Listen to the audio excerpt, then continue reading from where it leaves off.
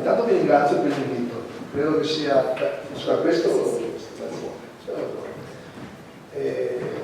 Io sono sempre contento quando si parla di Marghera perché non è mai finito spiegarlo, soprattutto anche al Veneto. Mi sono piaciute molto le conclusioni del Misea 9, adesso, che diceva che bisogna spiegare alla cittadinanza l'interesse che ha nel vedere sviluppate queste visioni, no? Che sono, ha detto sempre lui, integrate. E questo vale per i veneziani. E ha parlato di unità, perché con l'unità riusciamo effettivamente ad attirare investimenti, soluzioni, regie, eccetera. E poi c'è un ragionamento specifico sul Veneto, è importante che capisca, e devo dire che quello che è la mia esperienza, io faccio sino da 4 anni, per come lo vedo io, l'ha capito molto bene l'importanza di Marghera, a differenza di 20 anni fa.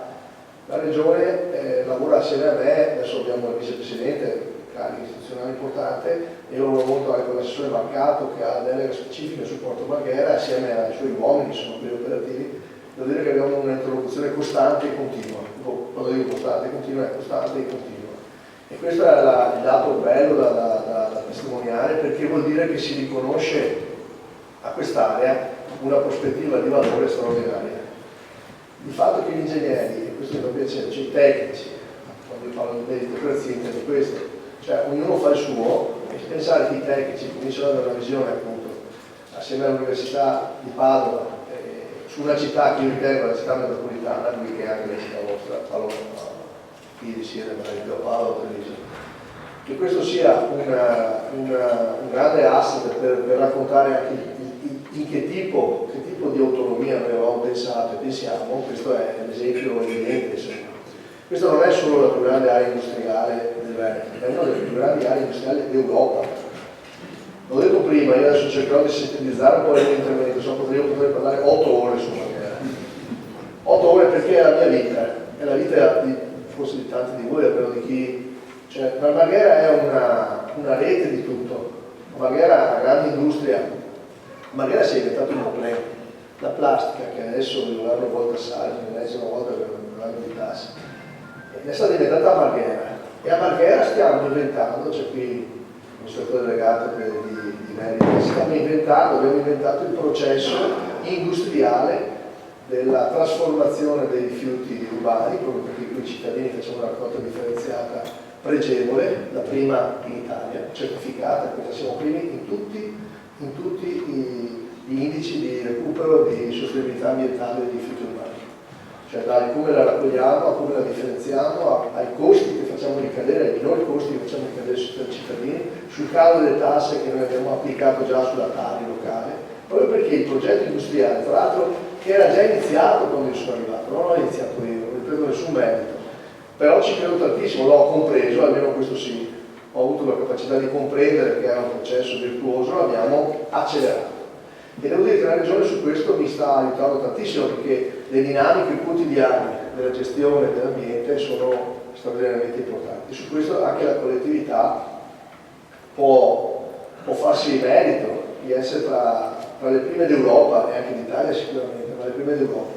Per cui noi quando parliamo di autonomia vogliamo raccontare il nostro modello, raccontarlo e condividerlo, non c'è nessun bisogno di divisionismo di nessun genere, non è un modello divisionista. Il Veneto ha votato a stragrande maggioranza per l'autonomia perché pensa a questa autonomia. Io su questo sono totalmente schierato su questa cosa.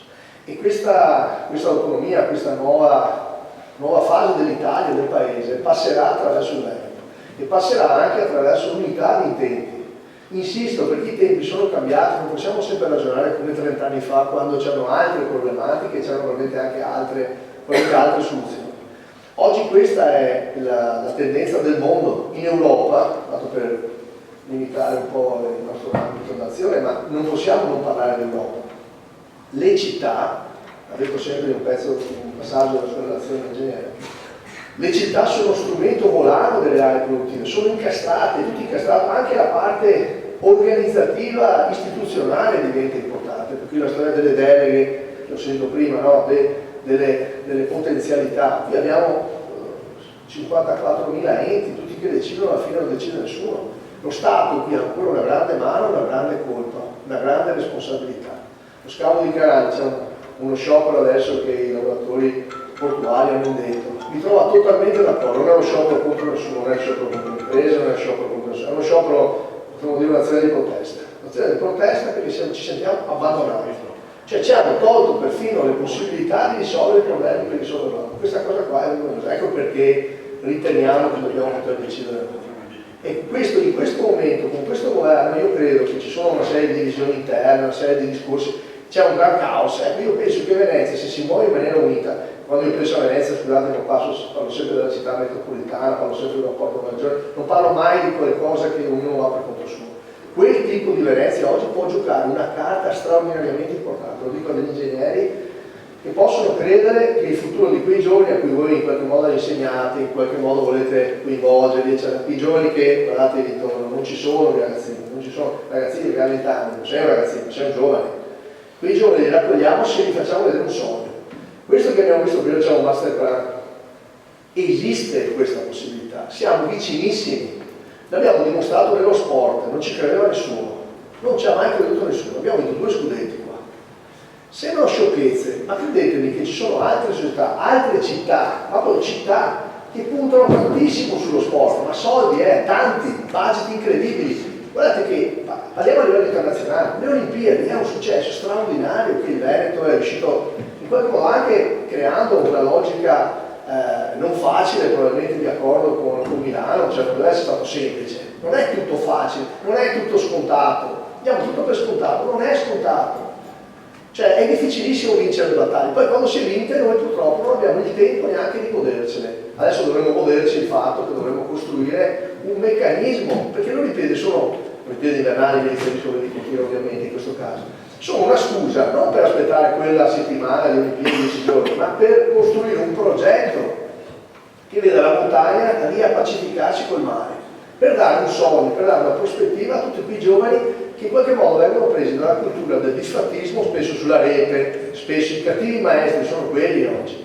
quelli che ti dicono tanto non ce la fai mai, già 30 anni che aspettiamo, non si fa mai, dall'istruzione, e invece sapete quanto facile è distruggere. Quanto difficile è costruire. Se vogliamo parlare di ambiente, di sostenibilità ambientale, di difese e di proposte contro i cambiamenti, contro gli effetti dei cambiamenti climatici, questo è il posto ideale per dimostrare che siamo capaci. La navigabilità dei canali in laguna, abbiamo visto l'acqua quanto tocca continuamente Porto Marghera ed è una delle grandi risorse di Porto Marghera, il fatto che chi tocca l'acqua dice tocca il mondo, ma i canali devono essere navigabili. E per essere navigabili non possiamo aspettare una variante del protocollo Fanghi che va avanti da 3 anni, ferma probabilmente in qualche ufficio del Ministero dell'Ambiente, che poi hanno le propagini in vari ministeri qui a Venezia e prendono ordini o fanno finta di non sapere, se le 3 scimmiette non sentono, vedono, parlano. Siamo a questi livelli qua. Stavolta sono capitati male, perché tra comune, città metropolitana e regione e Confindustria, devo dire le categorie sono schieratissime anche su, c'è un'alleanza di ferro, ma non è un'alleanza fatta, non firmare nessun accordo, non c'è nessun patto segreto, si capisce così. Siamo sicuri che questo è un motore gigantesco per tutta l'economia del Veneto. Questo è il porto di Milano, oggi è il porto di Milano questo. Se si ferma a Marghera, ci stanno fermando tutto. Però quando vogliono i soldi a Genova arrivano, quando vogliono la terra dei fuochi la bonificano, quando vogliono il sud sparte, quando vogliono si fanno le opere nel Brennero, quando vogliono parlare, no, anche se siamo sempre noi altri da soli. E no, stavolta il governo, lo Stato deve metterci, allora noi non dobbiamo pensare a fare una questione di parte, non è un attacco di parte, qui dobbiamo giocare tutti con la mano, è scritto Venezia e c'è ancora chi ha altre idee, ma noi dobbiamo andare uniti senza polemiche, quelle le facciamo in spogliatoio. Però lì si vota il sindaco che si vuole, si va a votare il presidente della regione che si vuole, si vota. Ma quando andiamo in campo dobbiamo andare uniti perché allora il ragazzo verrà con noi, i nostri nipoti, i nostri figli ci crederanno. Se invece io invece che dire 10 cose positive, le dico 10 di negative, perché mi accorgo di tutto quello che non funziona e non vedo tutto quello che sta succedendo. In questo momento, lo dico dei tecnici, ci sono in corso o in fase di partenza, gare aperte o in partenza di lavori pubblici nel comune di Venezia 365 milioni di opere pubbliche.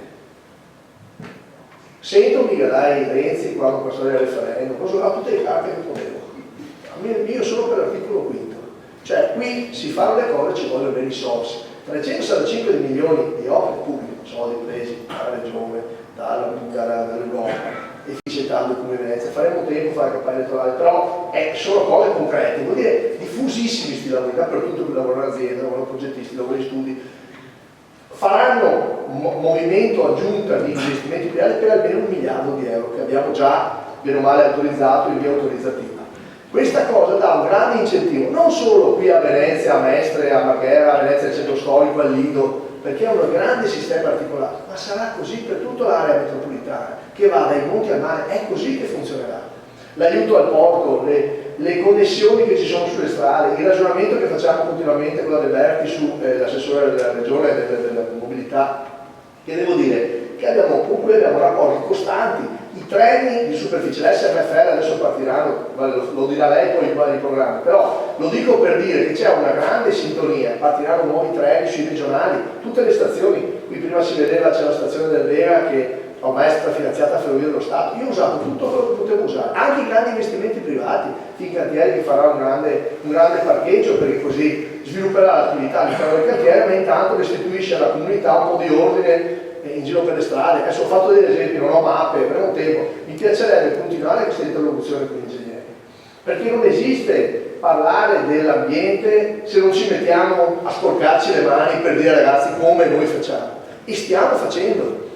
Cioè tutti i pullman comprati, tutti elettrici, il Lido sarà completamente elettrico, il Lido Palestrina completamente elettrico, stiamo già montando le cabine di caricamento, ringrazio l'Enel su questo che ci ha aiutato a portare i cavi che non c'erano, con un grande lavoro sinergico di tutti, consiglieri, cittadini normali, istituzioni, ma anche le categorie ci hanno bisogno, non abbiamo mai colpevolizzato nessuno. Poi all'interno c'è sempre quello che commette sbagli, errori, e è giusto che venga eventualmente colpito o denunciato se dovessero esserci, ma stiamo parlando di grandi trasformazioni urbane che credo che in questo momento qua sia la città, ripeto, metropolitana, che sta proprio cambiando più di tutti a livello europeo.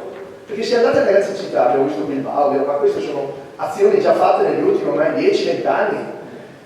Le ore di cassa edile, queste non si possono, cioè sono ufficiali, sono completamente in controtendenza rispetto al resto d'Italia, sono aumentate tantissimo nel comune di Venezia, nella città di Venezia. Il bilancio della città metropolitana, qualcuno dice non funziona, quel cavo non funziona. E non è vero che non abbiamo le belle università, le abbiamo aspettato, abbiamo fatto il piano strategico, abbiamo fatto gli atti che andavano fatti, nei tempi che si dovevano fare, non c'è stata nessuna polemica, abbiamo ritenuto le deleghe della regione urbanisti, non c'è stato nessun tipo di difficoltà, un sacco di balle. C'è gente che vuole in qualche modo abbassare il nostro livello di capacità, come posso dire, di competizione con le altre città del mondo. Il nostro riferimento, il nostro benchmark è Berlino, è Parigi, è Londra. Questi sono noi quando sono venuta la delegazione giapponese, sono venuto qua praticamente il braccio destro di Abe a parlare con me. E io ho detto, dovete venire voi, devono arrivare i giapponesi qui. Ho detto, voi dovete trasformare, probabilmente alcune aziende con la Brexit dovranno spostarsi, che sono in Inghilterra, e dobbiamo offrire Porto Marghera ai giapponesi. Cioè, noi dobbiamo credere nella diffusione, nella diversificazione, per cui va benissimo, il porto è centrale, ma il porto vuol dire merci, vuol dire container, vuol dire anche merci diffuse, vuol dire industria. E vuol dire anche la 4.0, non è altro che l'industria della trasformazione intelligente, la robotica, tutti i meccanismi automatici, tutta la parte informatica ed elettrica che ci sarà, l'idrogeno. L'ENI ci ha creduto, abbiamo fatto un protocollo per aprire il primo distributore di idrogeno fisso a Marghera, vuol dire che il tedesco che ha la macchina che va a idrogeno, e la macchina di idrogeno per capirci rilascia acqua, può arrivare a Venezia e poi tornare a casa, perché se no tu quel tipo di cliente non lo attiri, e attiri quello che con 20 euro gira il mondo e non dice quei poveri in casa. No, è che è cambiata una intera economia. Abbiamo rilanciato il salone nautico, è stato un grande successo, non lo dico io, lo dicono chi è venuto. Le imprese sono venute a vendere le barche e il prossimo anno rilanciamo, Fincantieri mi daranno ancora una mano, l'ENI, la regione ci ha sempre aiutato, cioè dobbiamo pensare che ci sia di nuovo un gemellaggio terra-acqua come era una volta. Ecco perché spererei che da voi, che siete proprietari di studi, che conoscete la gente, sapete il mondo reale come va, potessimo dire che a Venezia si può e si sta facendo. E se un giorno avete voglia di venire a vedere tutti i cantieri che sto facendo, quindi veri, no? Discorsi. Adesso apro un grande cantiere da decine di milioni davanti al Vega, perché c'è sia l'area, la facciamo diventare un'area completamente permeabile, perché inizieranno adesso i lavori, questo rondò, di questo raccordo, che si è sempre ipotizzato. Abbiamo ipotizzato un sacco di robe negli ultimi 30 anni, Muransani, In Bonassani, insieme alla Regione, abbiamo sistemato SIFA, abbiamo dato la permeabilità terra, abbiamo fatto una pressione incredibile, congiunta insieme, e ha deciso di interrare questi cavi che a noi interessava perché si potesse fare. Prima si conferissero gli scavi di fanghi inquinati, anche lì c'è tutto un discorso sul FAS, diventerà importantissimo, le nostre sperimentazioni che abbiamo fatto per poter risolvere i problemi di tutto il Veneto. Siamo pronti e siamo capaci di fare queste cose, e il futuro sarà la differenza tra i meritevoli, i capaci e gli incapaci. Non c'è più destra e sinistra, sa, tra meritevoli e capaci e tra incapaci. Gli incapaci li abbiamo visti, li stiamo vedendo, stanno facendo danni come Attila, che purtroppo cerchiamo di limitare. Credetemi, è una sfida quotidiana, se ne inventano una al giorno, norme di ogni genere, gente sballata, fanno regole in conflitto tra loro. Voi lo sapete, questa parte, non avete idea, quella fiscale, quella economica, quella generale. Poi dichiarazioni, sono 10 dichiarazioni diverse, di più uno resta sbigottito. Ecco, sappiate che questa città è amministrata, è coordinata e vi chiede di continuare non solo a fare il convegno, che comunque metterci un anno e mezzo vuol dire anche metterci tanta serietà, perché la gente che parla così, come un convegno, come se fosse niente. A me piace le relazioni che siano state costruite, studiate. Oggi bisogna camminare insieme, per cui la disponibilità, per quanto mi riguarda il comune, l'amministrazione, la città metropolitana è totale anche verso Padova, verso Treviso, Vicenza, Belluno, Rovigo l'abbiamo già, perché insieme possiamo diventare una grande città metropolitana del mondo, e cui costi quelli che costi ci arriviamo, ci vorrà qualche 10 anni, questo sicuro, ma ci arriviamo, e lo diciamo e lo facciamo per i ragazzi, per i bambini, diciamoli o coinvolgiamoli in questo percorso. Grazie a tutti.